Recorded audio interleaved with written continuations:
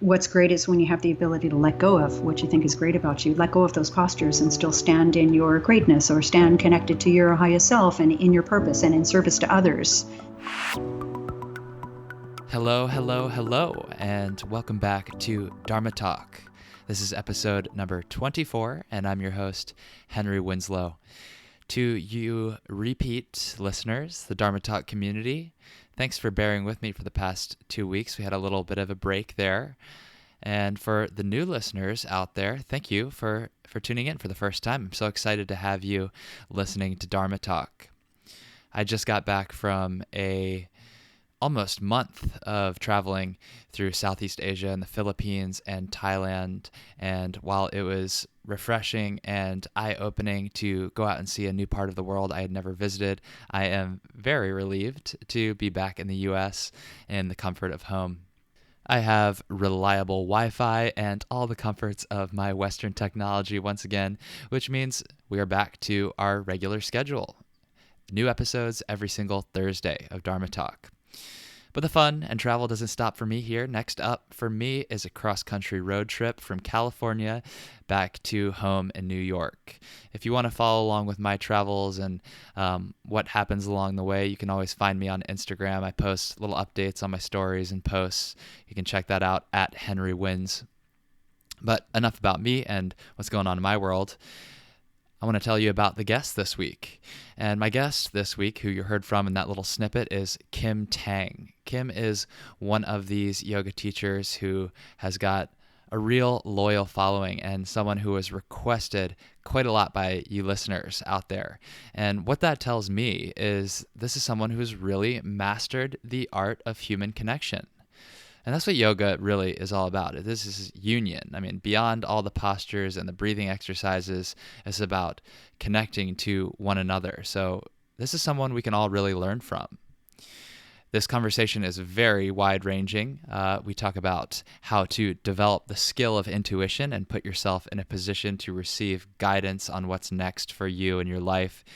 We talk about why it's so important to forgive everyone and how to know if you've truly reached forgiveness. We talk about identifying and embracing your unique essence, and Kim has a very specific definition of what essence means so that you can leverage your strengths.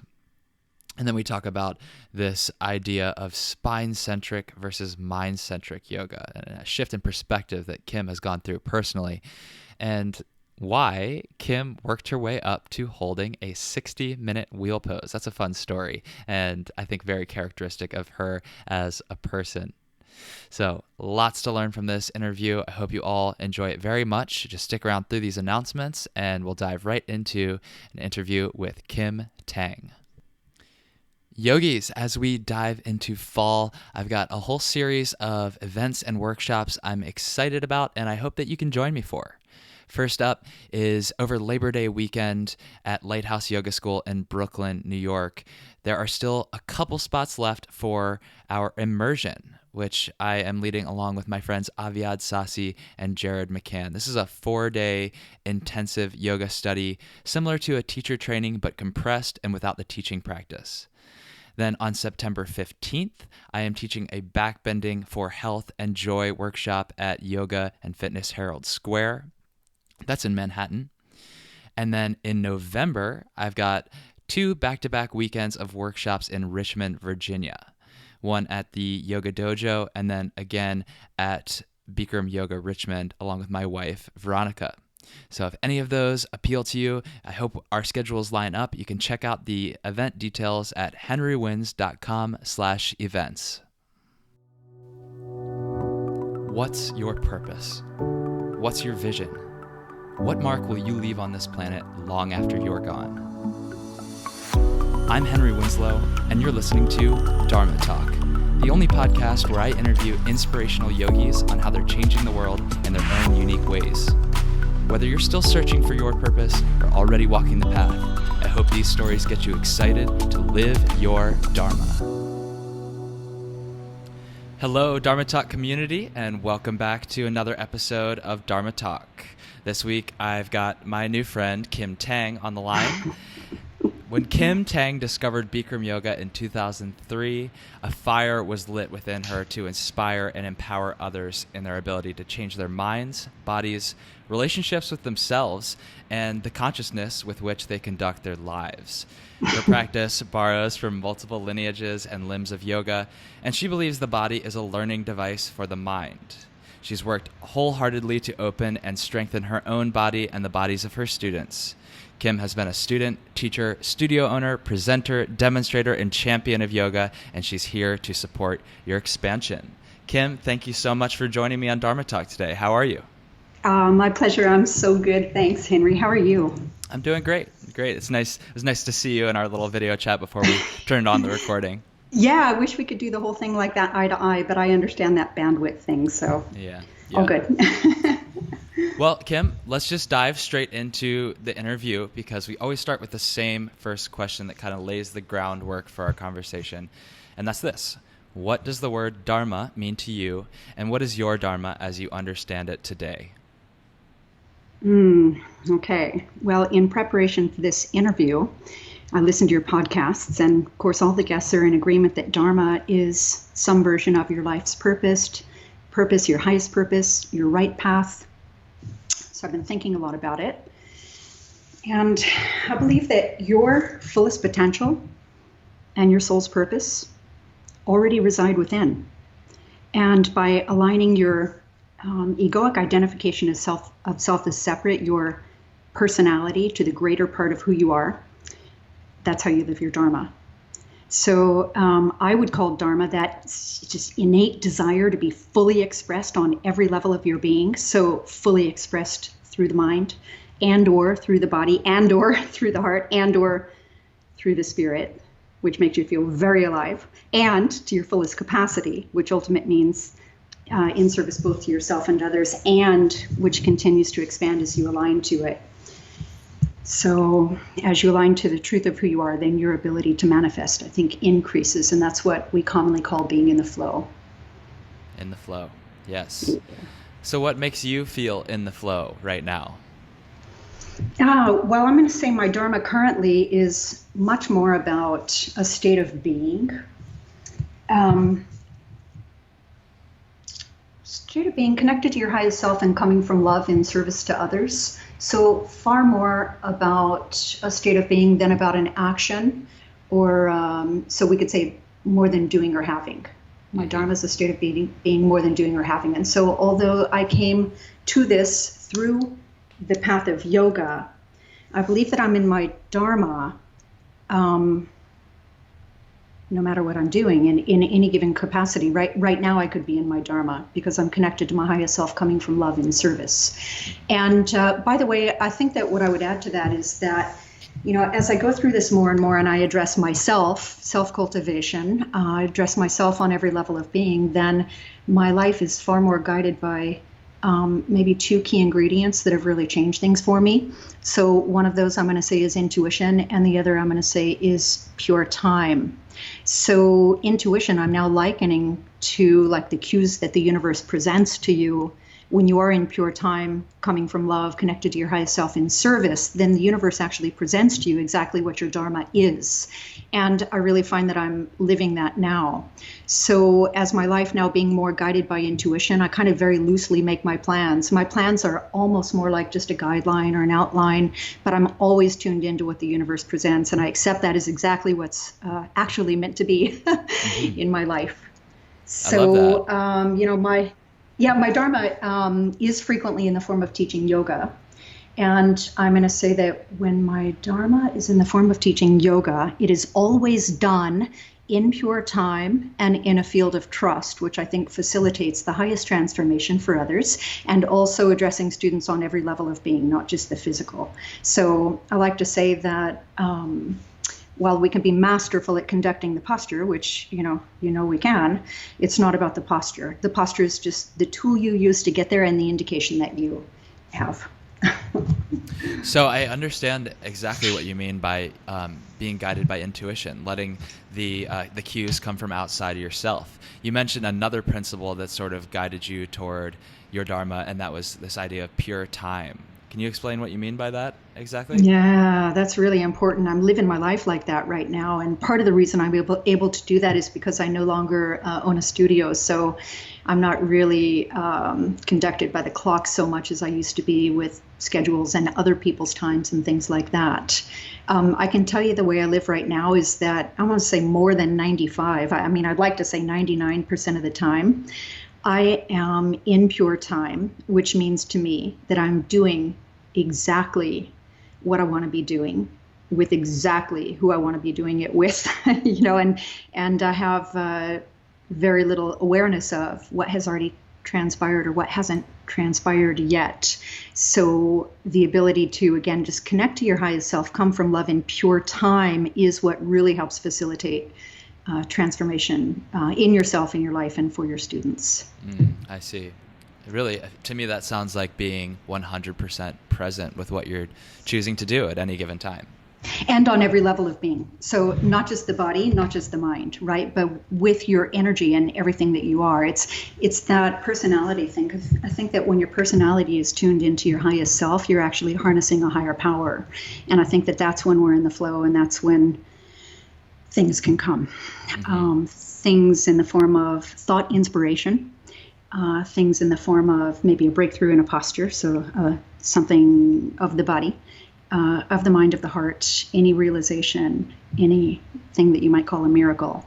It really happens by letting go of planning and being fully present on every level that you are, and coming from love and creating space for those things to happen. And by the way, recognizing them when they do, hearing them when they do. That's the biggest part of the intuition is you have a thought and you know that thought was actually a thought can be a manifestation, right? The right thought in the right moment is a manifestation.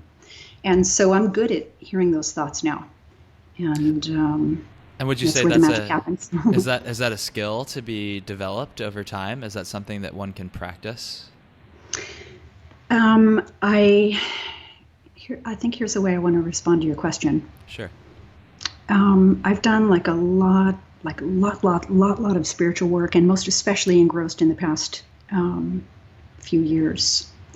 And we've already heard it. And we all kind of agree that the greatest part of spiritual expansion comes from letting go. And letting go is letting go of all kinds of things, any number of things, and that can be in the form of letting go of fear, letting go of limiting beliefs or precognitive agreements made from fear.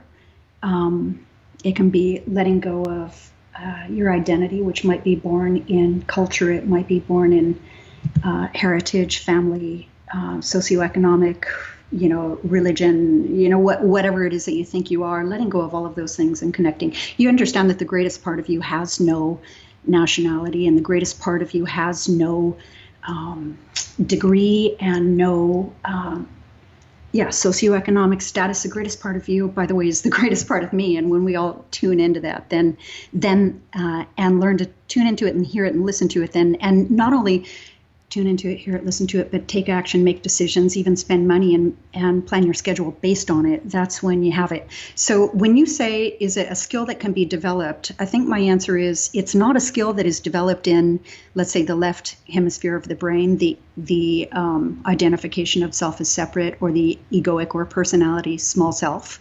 I think that it is something that can be developed in your right brain, your connection to divinity. And I think it's developed by the spiritual work and letting go of who you think you are. So Kim, I know that you mentioned earlier that your gateway into this whole kind of philosophy of living was through physical yoga practice. I'd love to hear a little bit about your journey and how you kind of took one step ahead until you got to where you are now. Was there kind of a moment along the way there where something clicked and suddenly there was more to it than the physical side of the practice? Definitely. I've had multiple moments where things clicked and there were more and more available than the physical practice. So typically I begin my story just before I started yoga, but I think my story starts earlier than that. I think it starts in my childhood. I had a lot of adversity in my childhood, not uncommon, right? And had anguish, I had fear, I had limiting beliefs. I grew up in Texas, and I had these, Southern Baptist grandparents, and there was just a lot going on there. And my mother grew up with a lot of struggle and a lot of suffering, and ultimately, ironically, it was her that introduced me to yoga really early on. I remember she had like a brass pyramid in the living room and, a Buddha candle on her dresser. And when I was, 9 or 10, she used to say, here, sit in the pyramid. You're doing yoga. And I would say, well, what do I do? And she'd say, nothing. You just sit there. It was, what do you mean just sit here? And of course, I was a child with, a low attention span and whatnot. And I never got it. And, I'm not sure if she ever did or not. But even back then, she was onto something. And that was my earliest introduction. I will say that back then I used to hear my mother whispering to people, and she'd say, she's very perceptive. And I knew then that meant I was very intuitive, because even then I could kind of articulate adult concepts and read between the lines and know what people meant no matter what they said, and, or maybe what they didn't say, and, and all of those types of things. So that was really probably the very first and earliest introduction. And then much later on in my life, when I felt that I had gotten what you might call off the path or on a detour. And I will tell you, by the way, the detours are not detours, I think, as it turns out. It goes along that she marries, my father dies. It's a long and complex story. And then she marries this religious science minister. And as an 11-year-old, I actually took the first 2 years of the Ernest Holmes Science of the Mind course to become a religious science minister. And then, got off the path again, another detour, which, turns out isn't a detour. And then I found my way back to yoga. And now I actually hadn't really realized this or connected to all of this, but as a young woman, I became a marathon runner. And I think that running marathons early on was my earliest form of meditation, because I did my best, like thought sorting, goal planning, life setting, mind clearing, connecting to breath. That was my early meditation, was running marathons. And I had this friend who said, you got to go to yoga. You got to go to yoga. And I thought, yeah, it would be good to stretch, because supple muscles are far less prone to injury, but I got to get my cardio, right? Yeah. And I, like many other people, thought that yoga was really just a stretch class in a hot room. And still, I eventually came to it. I mean, she must have kept at me for at least a year before I took the first class. And I was an average student, I'd say, maybe above average, just by virtue of being such a hard worker. But I had to get my cardio. And, my teacher was saying to me, you got to come every day. You got to come every day. And I felt like, yeah, talk to the hand. I got to get my cardio. I wasn't getting it. Now, having said that, I was at this place in my life where my mother, who I mentioned before, turned out to be my biggest karmic relationship in my life up until that point. And I had a lot of forgiving to do. Really had a lot of forgiving to do. I didn't know it until I heard, actually, one day I turned on the Oprah Winfrey Show, and Oprah said, forgiveness is a gift you give yourself, and not because, they deserve it, but because you deserve to be liberated. And somehow I just heard the right words at the right time, and I realized kind of the burden that I carry, and I wanted liberation from that burden. But I didn't know how to forgive. And I also didn't know how to know you have forgiven somebody who has passed. Because normally, if you're mad at someone, they walk in the room and you still feel it, then you're mad. And then, if they walk in and you feel at peace and joyful, and then you've let go of it. But how do you know if you've forgiven someone who's passed? So now I'm at this time in my life. I know I need to forgive. I know why, but I don't know how, and I don't know how to know when that I have. So I'm going to this Bikram Yoga class. And I'm going like once a week, because got to get my cardio, but I'm a really hard worker, and I'm in a camel pose, and I'm ready to forgive and let go. And in the middle of this pose, I start crying. And sometimes students have a reaction when they have an emotional response. They react to the emotional response, and they maybe shut it down or try to hide it, or they say, why am I crying? It doesn't make sense, or, any number of things can happen. I didn't do that. I just cried, and I actually recognized it right away as like the release I had been looking for and hoping for. So I turned around, I lied down on my mat, and I just cried. I didn't call attention to myself. I wasn't dramatic, nor did I try to stop it. I just cried quietly until the crying subsided, and then I turned around, got up, and completed the class. But when I left the class on that day, I actually knew not only that I had forgiven, but I also knew how to know that I had forgiven. And that was up until kind of like quite literally the moment that I stepped into that room on that day. I was super attached to my story. I was super attached to my pain. And I had a lot of it. I had a lot of adversity growing up as a kid. And combined with my Scorpio nature, which, by the way, Essence is another really good story for us to talk about. I would literally like make you listen to my story. And sometimes it started even before I was born. Mm-hmm. And now when I had that really good cry, first of all, I had this extremely profound realization. I realized that the story that I was so attached to, that I would make you listen to, and you don't understand me unless you've heard my story, and you don't know what I've been through, and all the business that I was very attached to. It wasn't even my story to tell. That was actually my mother's story. And first of all, children are really naturally developmentally narcissistic. And that means that whatever happens, they think whatever happens around them happens to them. And I definitely thought that all that stuff that happened around me happened to me. And I took it in as part of my story and who I was. And I, as thinking that was who I was, I projected into the world to kind of recreate my pattern and my, in my life. So first of all, realizing that that's not even my story to tell was enormously liberating. But also then I had this like crazy compassion from my mother going, oh my God, the way she struggled. Oh my God, the way she suffered. And bottom line is that when I had that experience, the story just evaporated. I felt the opposite. I felt like actually that story isn't mine to tell, and it's not who I am. And actually, if you knew that story, you wouldn't even know me. And that's not what I want you to know of me, because that's not who I am. And it's just really empowering. It was a way of like wiping the slate clean. But through this forgiveness that came through yoga, through think of the camel pose is the maximum compression of the spine, deepest back bend that we do in the beginner level class. Then I knew, this is not just a stretch class in a hot room. We are on to something here.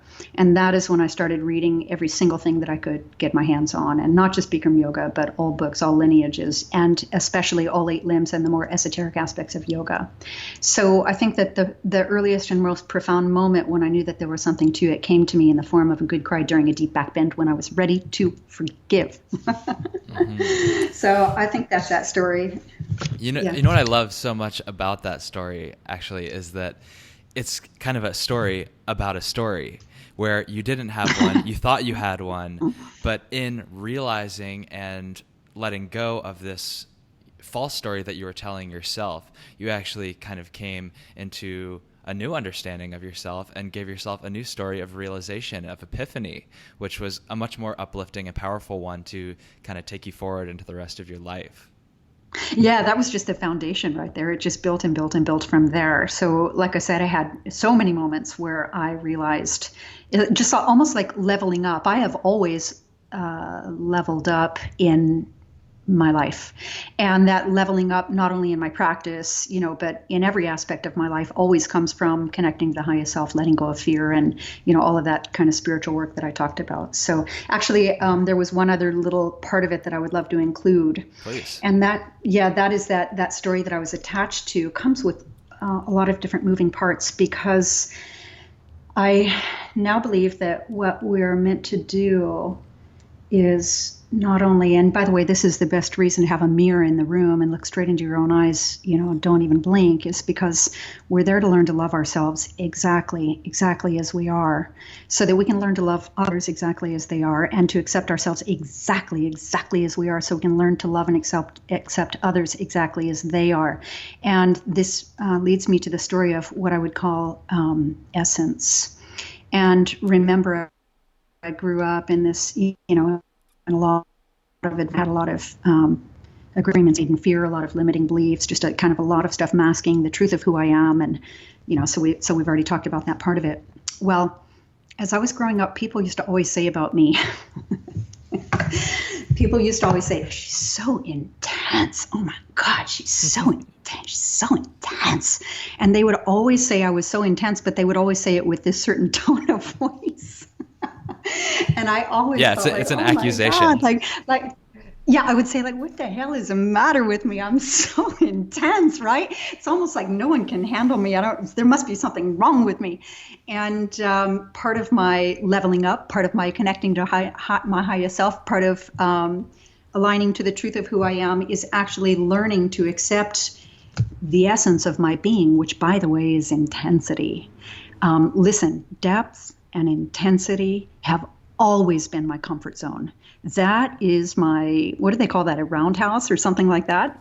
That's like who I am when I'm not trying, who I am when I'm not thinking, who I am when I'm just being. I'm naturally intense, I'm naturally deep, and that's who I am and how I am. And I think I used to apologize for that a lot, but it turns out that when you accept yourself exactly as you are, then you understand that the essence of who you are when you're not trying is your strength. It's your greatest gift. And when I had that realization, I intuitively, immediately understood how to access and harness the power of that intensity and that depth to be deliberate about the creation that is my life, both in my practice and, off the mat. But there's even another important part that I want to tell about it, because always my stories are not about me. Always my stories are for the benefit of someone else. So I have this very, very dear friend. And I was telling her this story of how I came to love and accept my essence, which tends to be depth and intensity. And as she was hearing this, I felt like she was getting a little withdrawn and a little kind of constricted. And I'm like, hey, what's up? And she said, well, I don't have depth and intensity. And so she was perceiving it as if depth and intensity is my strength and she doesn't have depth and intensity, then that's her weakness. I said, no, you missed the point here. Your essence is your strength, and your essence happens to be that you are gentle and you are elegant and you are kind, and your gentleness and your elegance and your kindness and compassion, that is your strength, right? So to be able to connect to your strength and accept other people that their essence, in fact, is their strength as well, is something that I learned from really looking in the mirror. Single point of focus. Don't even blink your eyes. You might lose the balance. So the story goes on and on and on, and the lessons are never ending in the form of that journey, through the self to the self. Well, if I may, I'll take that a little bit further and just say that, when you recognize what your true essence is, when you're relaxed being yourself and not manipulating your personality for the benefit of others, yes, like you said, you recognize that that's your strength that you can lean into. But I think you also will start to see that other people start to appreciate you a little bit more too. Because if you're putting on an act, then it's never gonna meet anyone's standard because it reads inauthentic. But if you can be yourself, yes, you can probably repel certain people from your life, but you will attract other ones who are connected to you.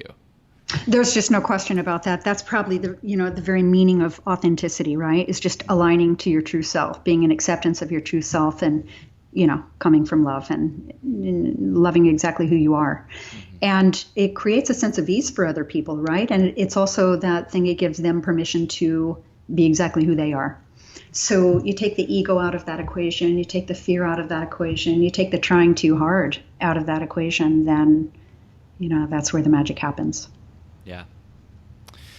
Kim, can you take us to a moment, maybe another story, maybe another more recent event, who knows, that where you hit a wall living your Dharma, being of service, where you really struggled to come from that intention that you described, where everything is out of love and service? And then what did you do to kind of get yourself back into the path?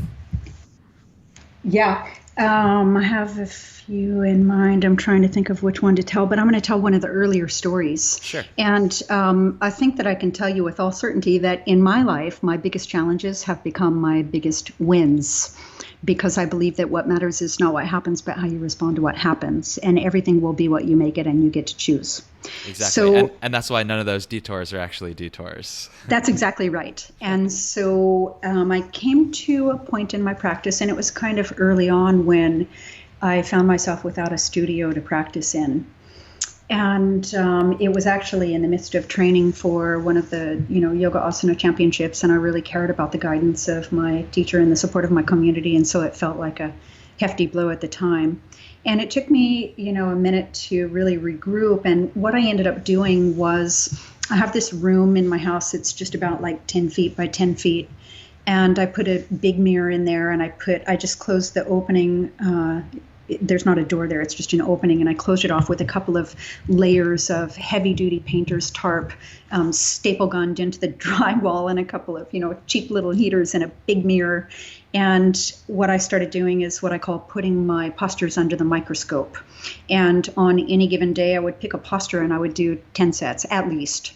And the thing is that I call it under the microscope because I would do a posture, let's say standing head to knee. And if I would fall, I would freeze there. And I would say, okay, well, which way did I fall? I would look at my position. I'd say, so which way did I fall? How did I fall? Why did I fall? And now how do I fix it? So I would make that adjustment, do it again, and check it out, make that adjustment, do it again, check it out, make that adjustment, do it again, check it out.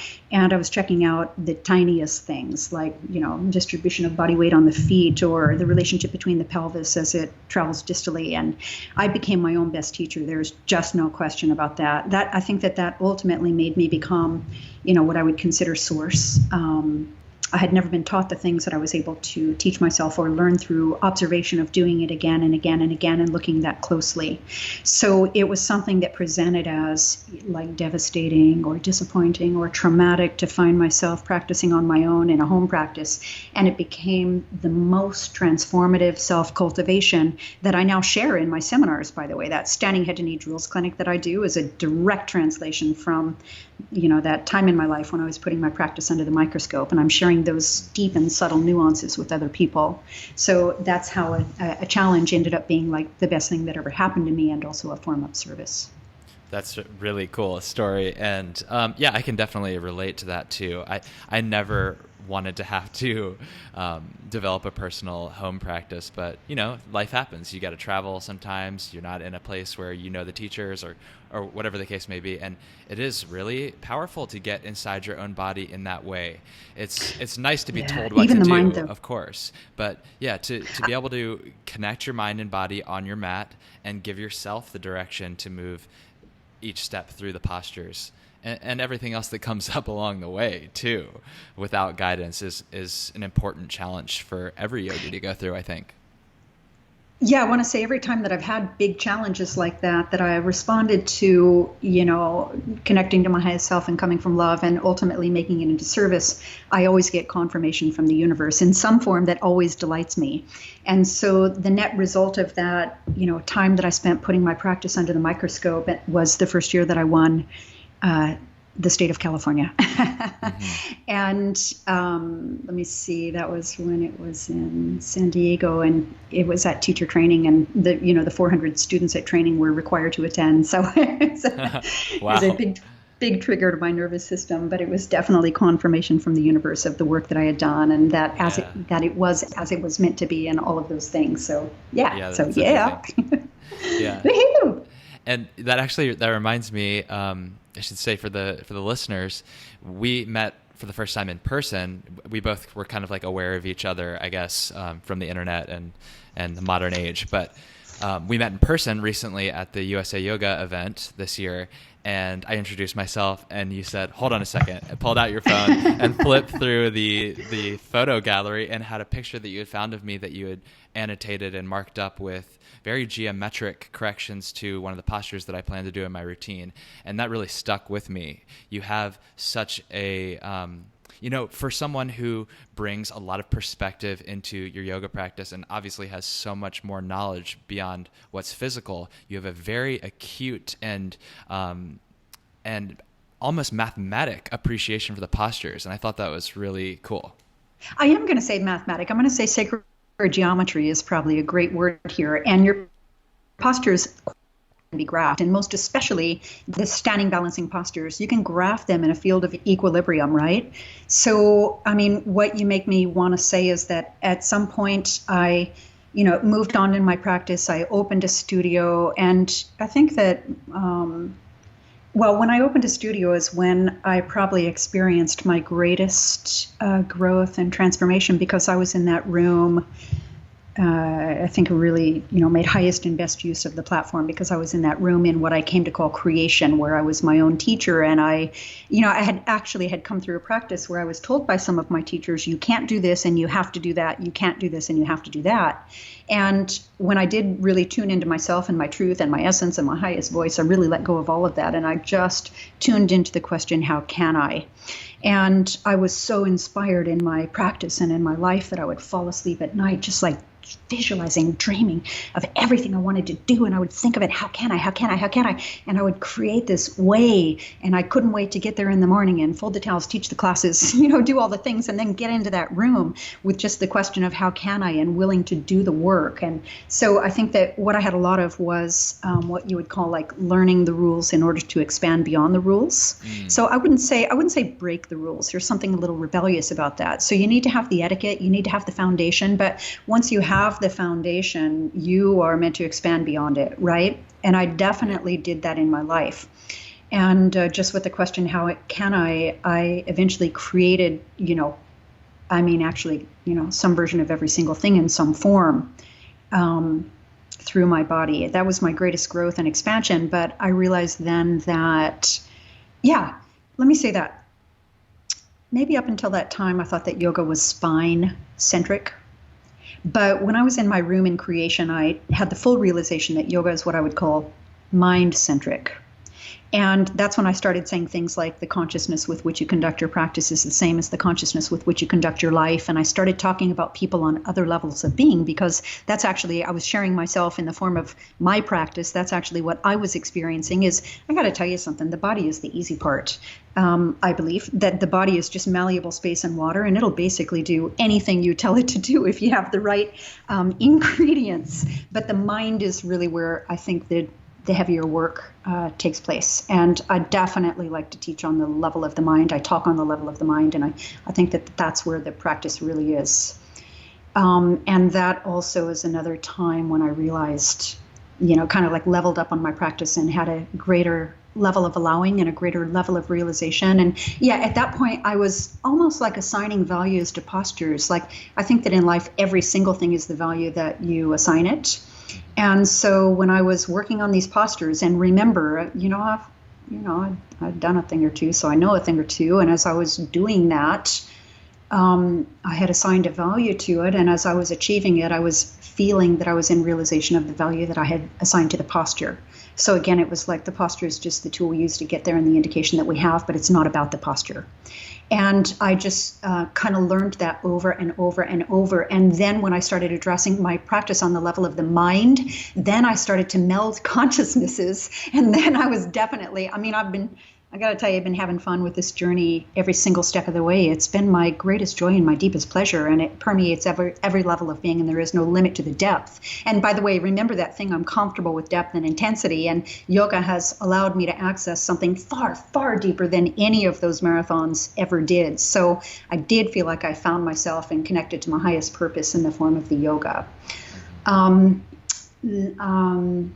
me see, I was going to go somewhere with that. What was I just saying about the depth and the level of the mind? Well, anyway, but you can start to see that this practice permeates every aspect of being, and that's definitely the way that I address it, teach it, feel about it, perceive it. And you can attach that intensity and depth into every single aspect of it.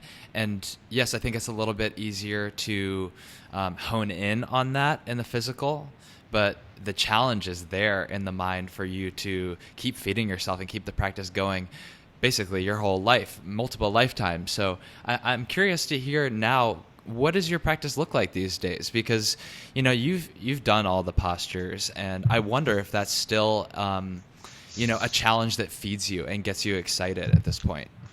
Yeah, I have a lot of different thoughts about it. I listen to a lot of your guests, and some guests say, "Oh, I've kind of moved beyond the posture," and I see myself in that. And then there are other people who say, "No, as a teacher, you have to be practicing, otherwise you shouldn't be teaching." I see myself in that. Like no matter who you are, I see myself in you. And by the way, that is yoga. Mm-hmm. And what I'll tell you is I've come to the realization that the practice is meant to. Now let's talk about the whole tree, shall we, rather than one limb of the tree. Sure. So the practice is meant to facilitate your transformation or your ascension, among other things, right? Many reasons for a practice, but one is to facilitate your ascension, I'm going to call it. And mine has definitely evolved as I evolved. So just reminding you, to me, it's not about the posture. The posture is just the tool we use to get there, the indication that we have. And the body is the learning device for the mind. The posture takes you to a place of whatever it is: peace, union, love, forgiveness, acceptance. And you only need the posture until you don't need the posture anymore to get there. And so one of my greatest lessons, interestingly, I think it's interesting for me to hear me say this, what I'm about to say to you, because I am going to tell you unapologetically part of my path. There definitely was a time when I thought that what was great about me was my postures. Uh-huh. And I very obviously and clearly have a different realization now, and that is that what's great is when you have the ability to let go of what you think is great about you, let go of those postures and still stand in your greatness or stand connected to your highest self and in your purpose and in service to others. So on the one hand, I definitely do the postures. I love the postures. I'm delighted by the postures. They're my greatest pleasure, my deepest joy. And I have learned the most extraordinary life lessons in the form of the postures. But having said that, I don't need the postures anymore the way that I think I used to have to practice every day. And my practice has evolved most definitely to include, all 8 limbs. So the first 14 years of my practice were definitely heavily absorbed in asana. And then I went through that time that I call creation. And that's when I really connected to my Dharma, embraced all the lessons that lie there in the postures. And but then I started, I hope I have time to tell you this. I started practicing and teaching yin. Mm-hmm. And I recognized yin as a consciousness, just like yang, Bikram Yoga, is a consciousness. And I really embraced it because as fully concentrated, deep, and intense as I can be that still, silent, relaxed, connected. I can be all that on, equally on both ends of the spectrum. So when I'm doing yin, I'm doing yin the yin way. I don't put any yang in my yin. But what I started doing is playing with the consciousness, because remember, I came to feel that yoga is mind-centric, not spine-centric, and it's about consciousness. So I thought, well, what if you mix the consciousness of a yin practice with a yang posture and vice versa? And I started doing things like this. Look at a camel pose, or let's say a wheel. Just a simple wheel.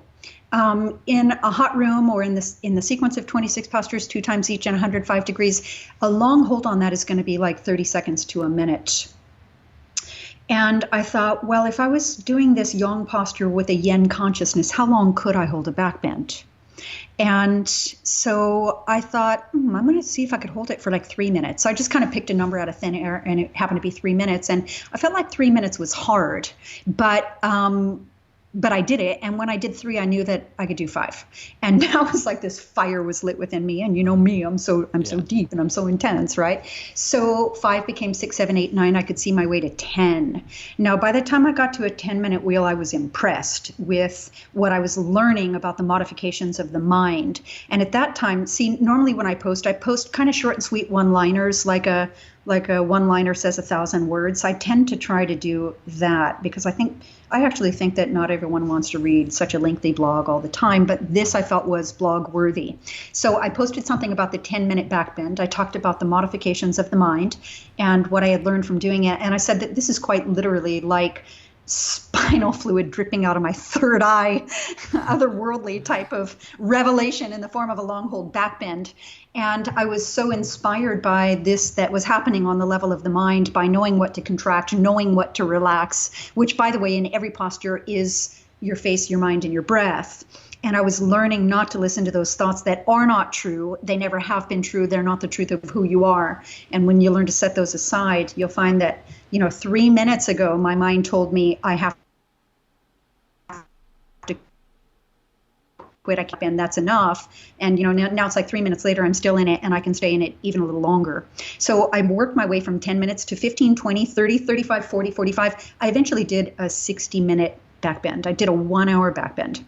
And I put that on the record in the form of a video. I brought Giselle in on it with me. She started training with me from about maybe 20 minutes on. So we did that together and learned just a whole lot. And, again, this is the way that I teach on the level of the mind, because I do believe the body is the easy part. And again, as we can be technically masterful at conducting or executing the posture, it's not about the posture, just the tool we use to get there and the indication that we have. And that 1-hour backbend was a very specific example of, of how the body is the learning device for the mind, and, and all these things that I like to talk about. I think that is the most intense and depth approach to a yin practice I've ever heard. Well, I'm going to call that, remember, a melding of consciousness. Exactly. I'm not going to call a 1-hour backbend a yin class. Right. No, it is the meld. Definitely not.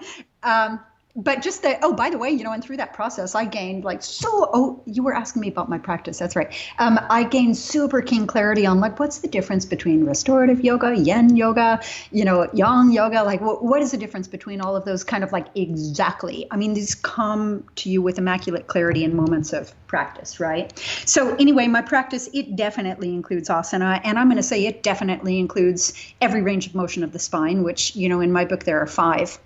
And what delights me the most now are the postures that really have to be, synchronized through the brain. So I'm delighted by doing things like, let's say that you're in that wheel, but you raise your right arm and your left foot, right? And you stand in balance in a wheel on, opposite corners, one hand, one foot for a minute at a time. That's tricky.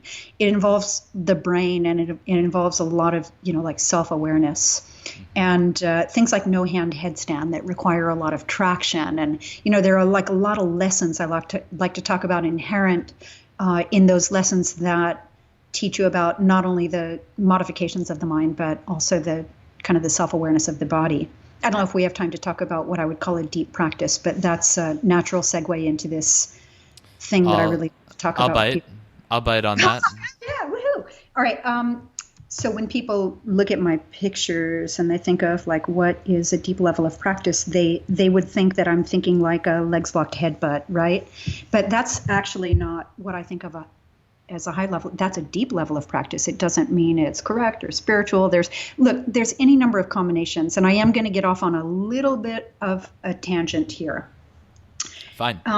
I've had some, I want to call it, it almost looks to me almost like reverse discrimination, where people look at me doing a deep posture and they go, that's not yoga, that's gymnastics, or that's not spiritual, it's ego, Yeah, There's just a lot of okay, first of all, hear me, a lot of judging a yoga practice, that alone, in and of itself, there's the oxymoron. I would invite you to have, to hear yourself talk, right? But here's what I think. You can be a practitioner who is not deep at all, and you can be doing yoga. You can be a practitioner who is not deep at all, and you can not be doing yoga. You can be a practitioner who's extremely deep, and you can be not doing yoga. You can be a practitioner who's extremely deep, and you can be doing yoga. And every combination exists out there, right? But I think a lot of people like to point at one and say that's not yoga. But I think that's really more about them at this point than it ever was about me. And so then I probably felt defensive about that for a while, and I definitely no longer do. But what I was talking about was the segue into that had to do with depth in a practice. It was really important. Where were we before that? We were talking about some lessons that you had learned in, doing different permutations of the wheel for several minutes, doing the headstand and traction with your hands away from your body, and what you could learn in there from a practice to take things deeper. Okay, well, I think that I probably went straight to the right story that I was supposed to tell. I was really into it. Yeah. And if it comes back, then it'll be important that I say it. So, but we were talking about the deeper levels of practice and the things that are more intricate as they matriculate through the mind, and and the lessons inherent in that. So I guess we'll leave that as it is for now. Okay. Yeah. Well, Kim, apart from getting your message out on this podcast, I know you've got a lot going on. What are you doing these days to live your Dharma at this moment in your life? Yeah, I think Mark have already said it. I would just, I feel the same way. It's still the same answer. It's always done in pure time. It's always done in a field of trust, non-judgment. When I'm teaching yoga, that's what I think facilitates transformation, and addressing it on every level of being. So when my Dharma is in the form of teaching yoga, that's what it's look like. That's what it looks like. But definitely, for sure, my Dharma now is far less about how I serve, whether it's in the form of yoga. It's far more about a natural state of being, who I am, my energetic contribution in the world, connecting to my highest self and coming from love in pure time, and recognizing the cues that the universe presents, and that's how I'm meant to serve, by virtue of this conversation, by virtue of this energy, by virtue of this contribution. That actually, just more like who I am, has become my Dharma in my life. Yeah, and I love that subtlety. It's more about the intention behind everything you're doing than the actual tangible things that you're putting that intention into. But if you do, I'm not gonna pressure you on this. But if there are any of those specific things you're channeling your energy into right now at this moment in your life that you care to share with our audience, you're welcome to. Yeah. Okay. Well, I think I was mentioning to you that I really live my life guided by intuition now. And I also believe in perfect timing. And so the way that the two of those come together is this. I'll have an intention, I'll plant a seed, and I'll kind of let it go. And when the energy comes for me to take action, I recognize it and I do it. So in this way, I feel like things come with less resistance and in perfect timing. So I've had a lot of... for the past 2 years, I've had this extraordinary, you were asking me what my practice looks like. My practice looks like self-cultivation, and self-cultivation leads to service. And in my early days, the self-cultivation was most certainly in the form of asana, and that's definitely a very high level of service for me. But my self-cultivation now has come through intensive spiritual study and self-study and spiritual work. And that actually is a level I love to share myself on now. So I'm doing a lot of that. And actually, I feel like it's an energy that people are in response to, because I receive messages constantly from people who sometimes they want help with a posture, which, absolutely. And then sometimes they want help with like learning to love themselves, and to which the answer is like, absolutely. Right. So, I've been spending a whole lot of time just doing a lot of spiritual work, which I love to talk about, spiritual study, which is very expansive. And that becomes my Dharma, my service. It is my practice. It's all 8 limbs encompassing. So let's see, we brought in a little yin, a little yang. I brought in a lot of pranayama, a lot of different types of meditation, which facilitated, by the way, healing, chakra activation, chakra opening, balancing, which naturally led into healing energy, which is definitely an important part of my life right now. And then, I have what doesn't my practice include? Right. Exactly. I guess. What doesn't? Hey, it's fully integrated at this point. When I talk to you about that kind of self-study, spiritual work and spiritual study that I've been doing, and I told you I love to talk about the specifics of that. Like, would you say, well, what is that spiritual work? Like, literally, I've created, I don't want to say drills, but like exercises or assignments, spiritual assignments, just the way you would do homework to strengthen a muscle in asana, because, yoga is life, and I don't see anything else. I don't see it any other way. Yoga is life. There's nothing that isn't yoga at this point, as it filters through me. But in the year 2018, so here we are in like the end of July, which is the 7th month. So we have like 28 weeks in 2018 so far, or something like that. told you I do a lot of breath work, and I actually do kind of a Kriya rebirthing holotropic type of breath where I'm reborn every Monday in 2018. I float every Tuesday, and I always go into that tank with like a spiritual assignment. I do a lot of different types of meditation. That's like the Pratyahara tank, basically. Absolutely. Absolutely. It is complete. Yeah. As a matter of fact, if people don't know what that is, you go into a tank and it's complete sensory withdrawal and sensory deprivation. So we're trying to eliminate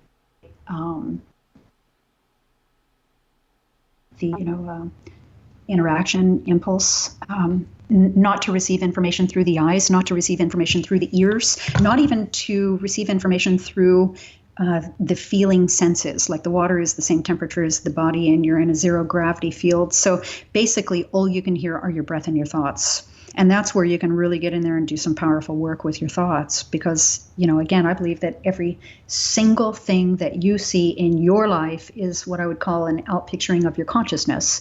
And I believe that every single thing that you see in your life is a reflection of what's active within you.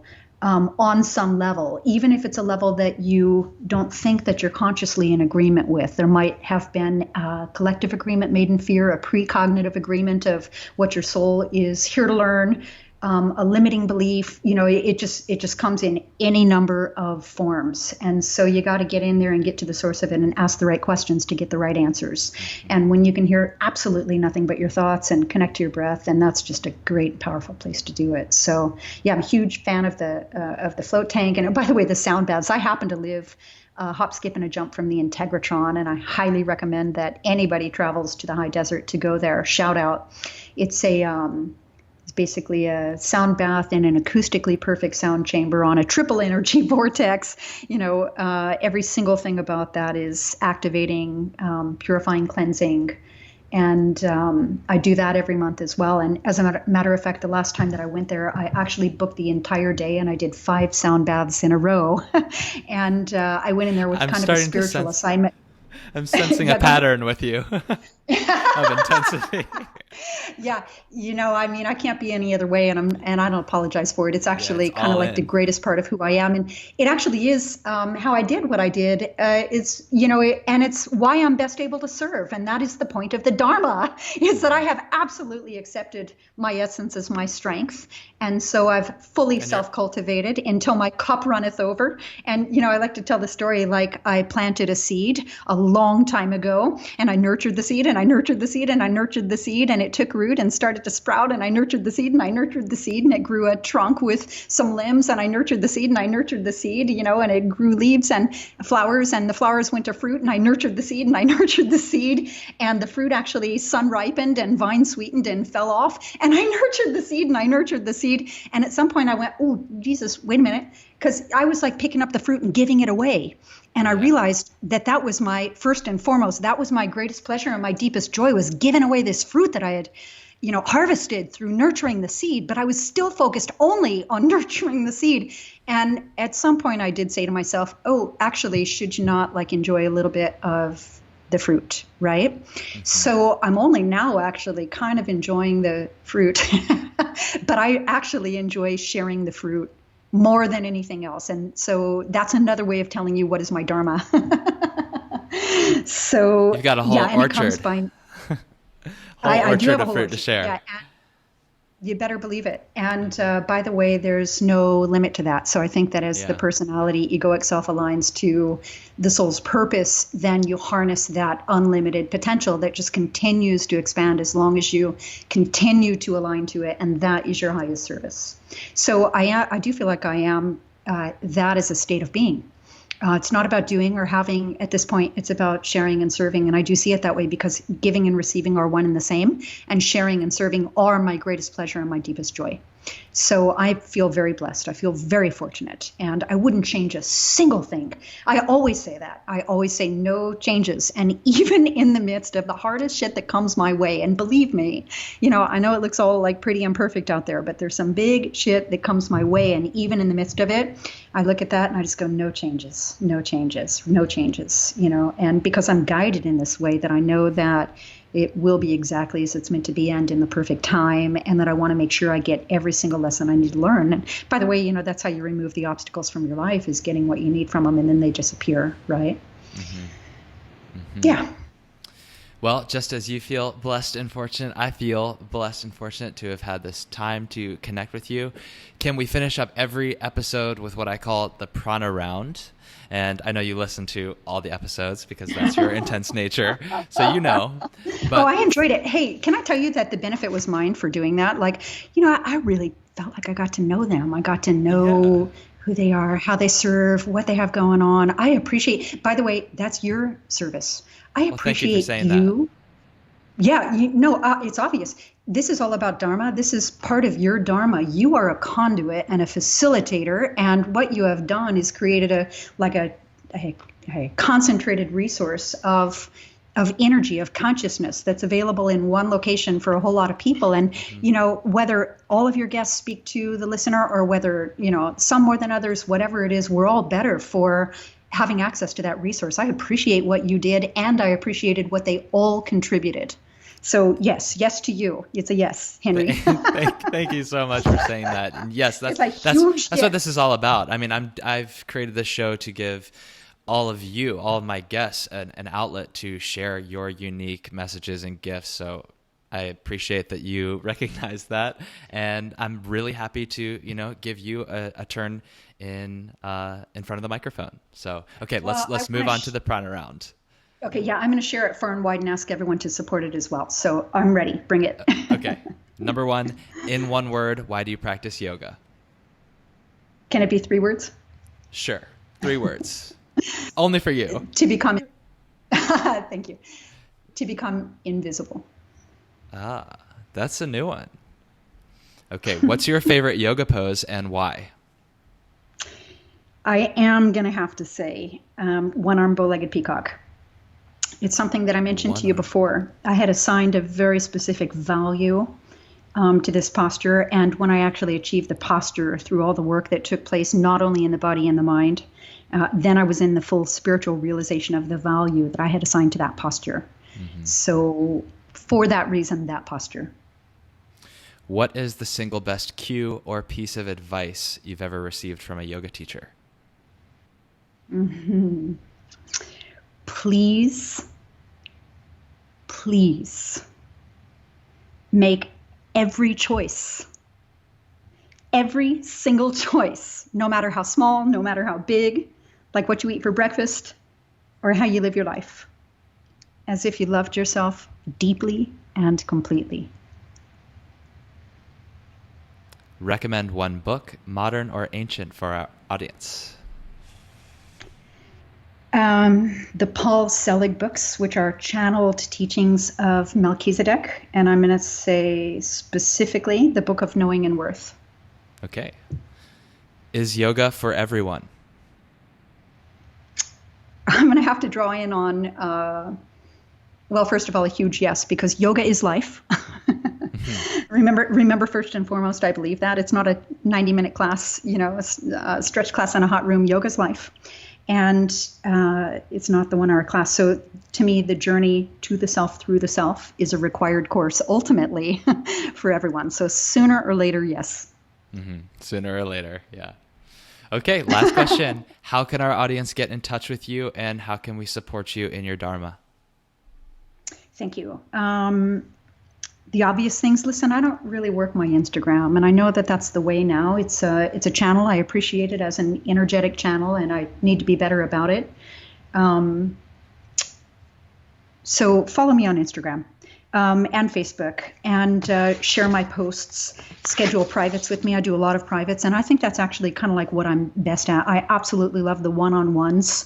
I'm really good at kind of like diagnosing what's working, what's not, the moving parts. So I do a lot of privates, and they're pretty effective. I do a lot of coaching. If you've already been a student of mine, go to my Kim Tang Yoga Facebook page and rate me and write a review. Attend my events, encourage others to, ask your studio owners to invite me. And I'm getting ready to put together some retreats and some online e-learning. And so you can find me there. I'm here to give, and that's only good if I have someone to give to. So if my message or my skill set resonates with you, then please support me and ask others to do the same. I'm ready to serve on a higher capacity, and I can really feel there's, I have more energy than I have venues, and so bring it. Thank you for all that you're doing. Thank you for your service, and thank you for sharing it on Dharma Talk today, Kim. It's been a pleasure. My pleasure, Henry. Thank you. And to the audience, I love you very, very much. If you got something out of this episode, if you like Dharma Talk and want to keep it going, please do me a huge favor and subscribe, rate, and review on iTunes. I know it's not the most convenient thing to do, but it makes all the difference in getting this show out there and more visible to other people who can benefit from it. And hey, if you've got feedback or ideas or you want to get in touch with me, you can do that on Instagram @HenryWins. Otherwise, I'll talk to you next week. And until then, keep living your Dharma.